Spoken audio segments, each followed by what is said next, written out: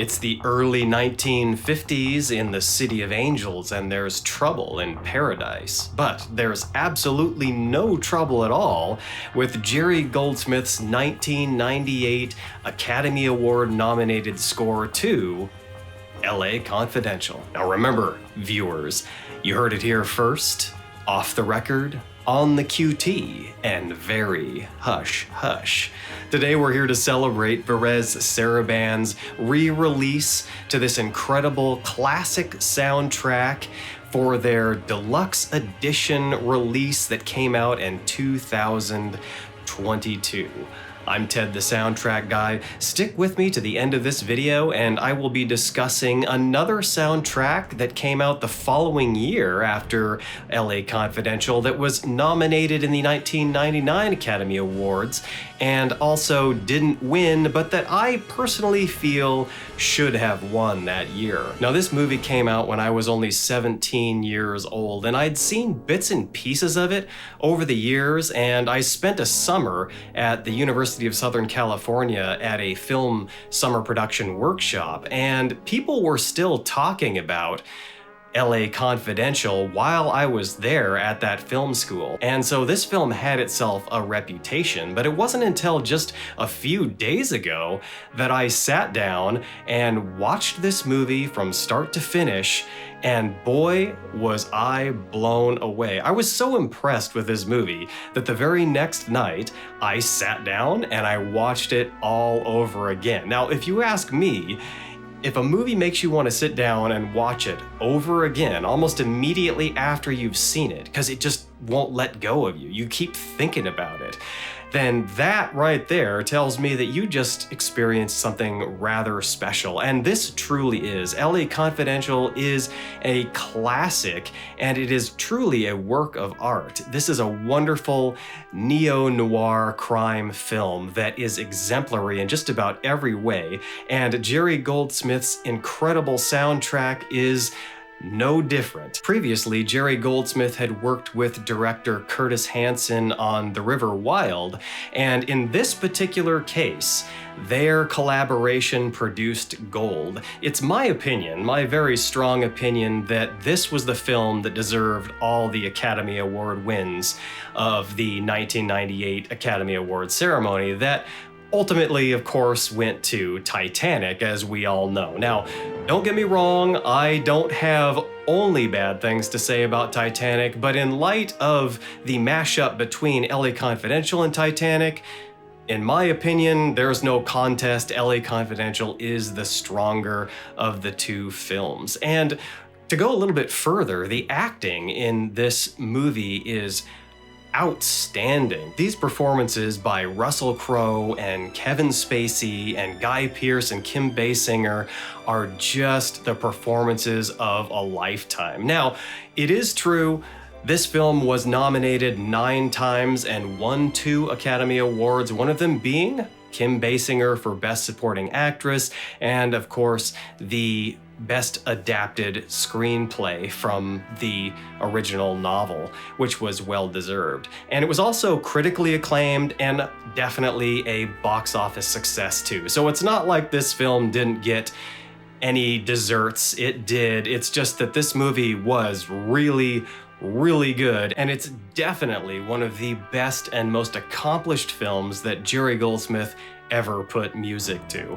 But let's talk about Varèse Saraband's 2022 re-release for this incredible soundtrack. Now, this soundtrack was limited to 2,000 copies. I don't think it's still available any longer in physical format, but you can still order a digital download from VarèseSaraband.com.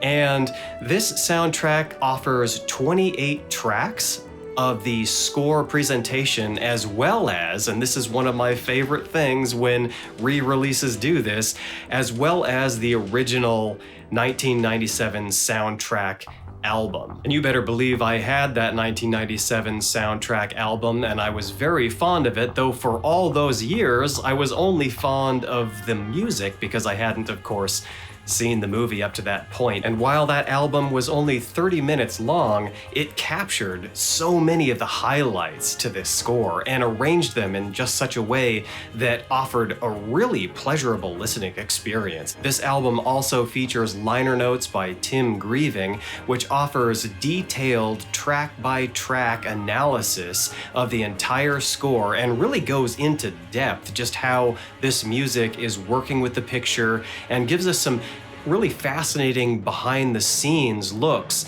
at some Jerry Goldsmith quotations concerning this score and some of his work on Chinatown. For instance, he only had 10 days to write the score for Chinatown, but was afforded 4 weeks to score LA Confidential, which apparently was tons of breathing room, but it just blows me away that anyone could write such a masterful piece of work in only a month's time, to say nothing of the mere 10 days that he had to write Chinatown. I should probably also mention that there was a songs album soundtrack released for LA Confidential as well, because director Curtis Hanson selected a number of sunny 1950s period songs to set the period of the film, and those are featured on that particular songs album. But Jerry Goldsmith was specifically asked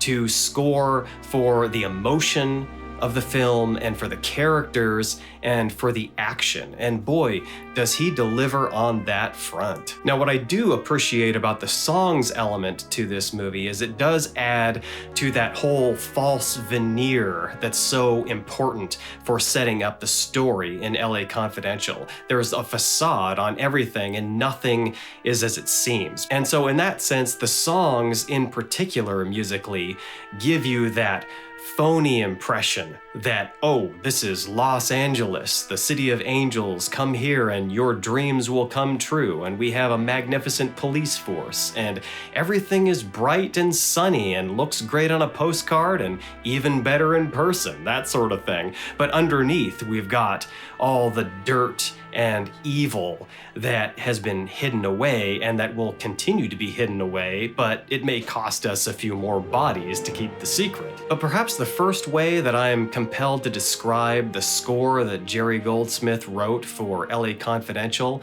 is that it is elegant, and it is also at the same time brash and violent. It's those two things. It's so slick and it's so at ease and so confident in its place in the world of LA Confidential and among its characters that it has this elegance that is just so fine. It's like a fine wine, but at the same time, you get these moments of just cut your throat violence and just explosive, brawling intensity. It really is quite an incredible mashup of ideas. Because of the prominent solo trumpet work in this soundtrack, it really is kind of a companion piece to the 1974 soundtrack to Chinatown. And in this particular case, the trumpet work is representative of masculinity, according to Jerry Goldsmith.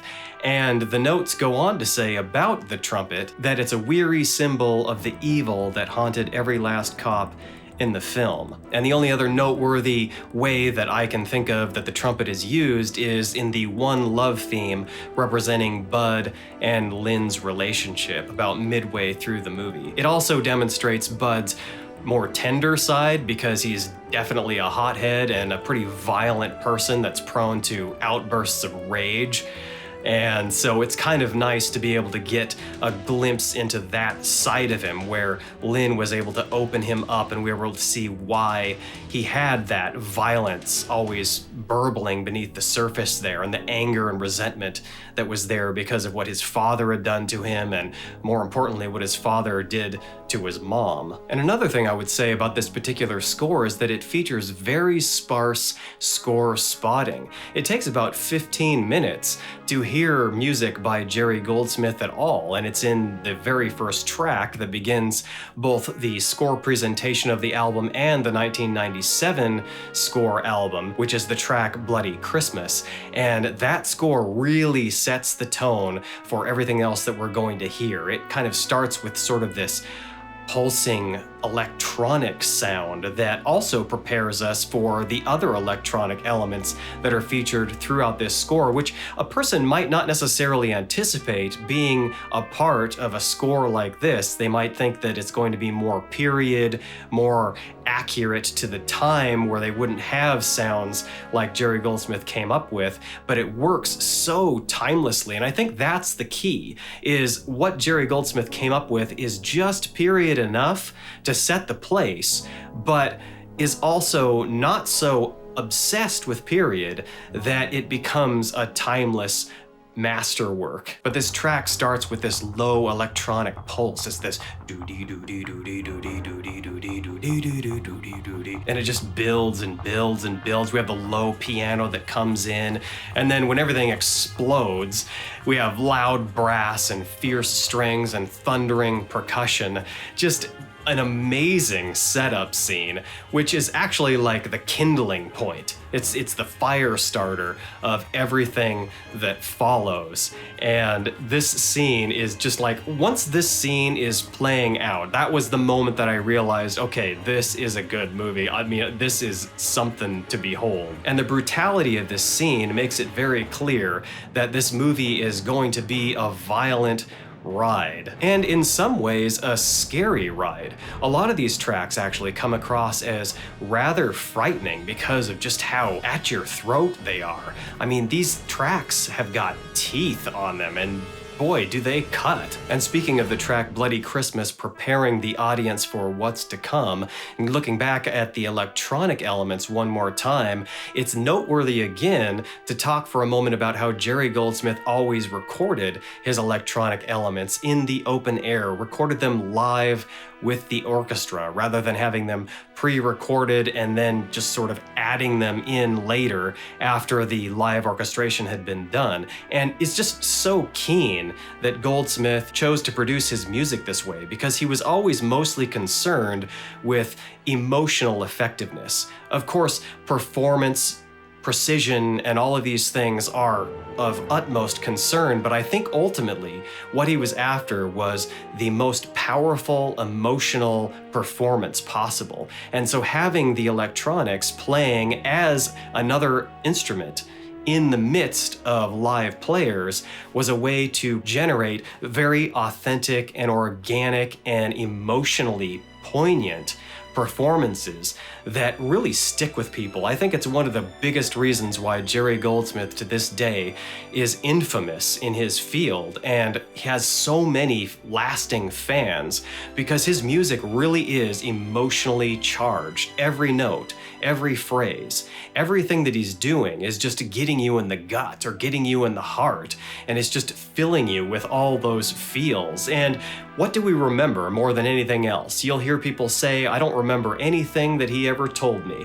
I don't remember anything that he or she ever taught me, but I remember the way they made me feel. People remember the way Jerry Goldsmith makes them feel. As I already stated, so many tracks on this album are so intense that I can't think of any other word to describe them except as scary, which sounds a little bit odd because we're not talking about a horror picture here. We're talking about a neo-noir crime thriller. And I'm saying this is scary. Yeah, it's scary. And some of the tracks that I would say are scary are as follows. The track Bloody Christmas, as stated already. The Cafe, Questions, that one's scary and then propulsive. Rats / A Gift, The Perp. Oh, when Kevin Spacey's character, Jack Van Sands, is sniffing around Dudley's corrupted past, and all of a sudden the chief of police swings around and blows him away. That was such a shocking moment to me. I sat there and audibly reacted to that moment. I was like, oh, out loud. I was watching, I had chills, and Goldsmith's music comes in at that moment too, and I was just like, ooh, Dudley. It's like, bad news. It was so intense. I was just blown away. Kind of like Van Sant's. And continuing on with these scary, intense tracks, we have the track called Records, which is just brawling and intense, and also in the track Out the Window, the same thing, such brawling intensity. And the web tightens with the track Patchett's Dead. It just goes on and on and on. The fear factor, the intensity. I mean, these things are at your throat this whole time. And then finally, Ed Exley and Bud White are led to the Victory Motel, where the most incredible shootout scene in any crime movie I've ever seen takes place. And this is the longest track on the entire album, and it's 4 minutes and 34 seconds, which isn't necessarily even all that long, but it's the longest running single track in the score presentation of this album. And this scene is really something. The sound effects editing, the gunfire sound effects are just so intense. I was just riveted in that moment watching this scene, and my eyes were like, goggles while I was watching this, and my heart was hammering, and I was just totally into it because the corruption that is unearthed during the course of this movie is just like astonishing. And when the revelation develops to that point I was talking about with Dudley, that's when it's just like, oh boy, this is dirty, this is bad.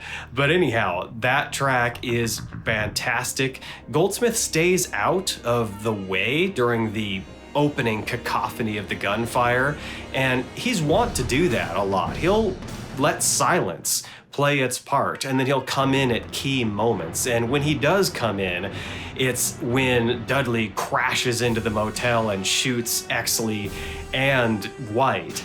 And he comes in harsh, and he comes in really powerfully too, because you've got this really brash brass and intense strings, but then you'll also have these quieter moments when the intensity is brewing that relies more on the electronic ideas that he comes up with. But in any case, this is just a phenomenal, show-stopping, climactic moment. Jerry Goldsmith is quoted as saying in the liner notes, "I tried never to overwhelm the movie with music. And in a film like this, it's easy to do that." And he goes on to talk about how he scored that end scene in two separate ways. In one way, more of the traditional Hollywood fashion, where it was really score heavy and a lot louder and filled in all the blank spaces, but also did a version that was quieter, more subtle, smaller. And of course, per the direction of this entire project, they went with that smaller, more subtle and restrained version, and it just works so wonderfully. This is a wonderful, highly skilled accomplishment by Maestro Jerry Goldsmith, and of course I'm highly recommending it to any serious film music collector today. Now, I told you that if you stuck with me to the end of this video, I was going to reveal the soundtrack that I feel was personally most worthy of the Academy Award during the 1999 Academy Awards ceremony, and that soundtrack is featured in this video right here. Thank you so much for tuning in. I'm Ted the Soundtrack Guy. Until next time, happy listening.